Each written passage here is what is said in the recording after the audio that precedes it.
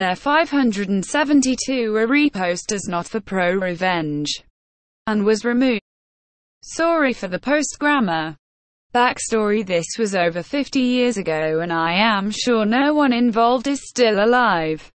I was told about this by my father during a hunting trip when my father was a little drunk one night.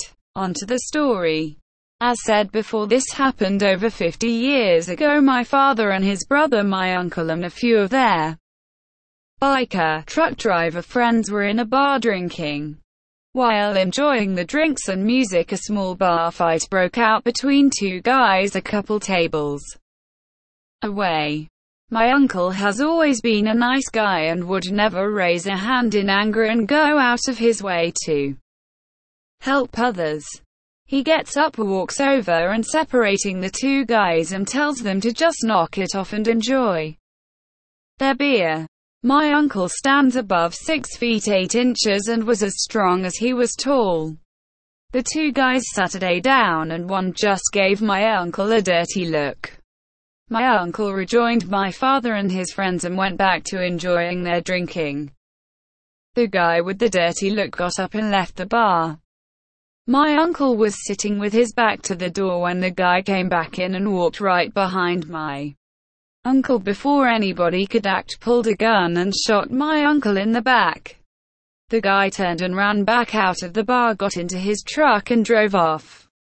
One of my father's friends grabbed the other guy and took him outside and got the information about his friend and told him to leave town and never come back if he knew what was good for him.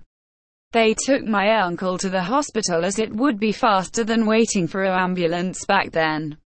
The next day, after a long surgery, my uncle was going to survive, but the bullet severed his spine and he would never walk again.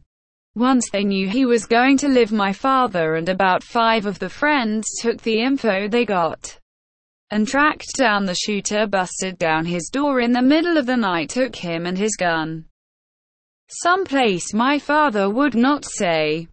At this place far enough away no one would ever hear what was happening. They beat him for hours until his arms and legs were pretty much mush, and my father said the man just disappeared that night. The police asked about what happened to my uncle but was told it happened so fast nobody saw a thing. The bartender was a friend and said the same. I lost my father over 33 years ago to cancer, and my uncle, well, he lived for a good life until complications to his legs and they had to be removed. He passed on about 20 years ago.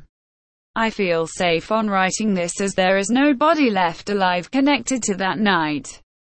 God bless my father and his friends, not allowing a coward such as this to walk away without a bunch of karma getting him. I miss you, Dad and Uncle Jay. Sorry for it getting long. Was hard to write.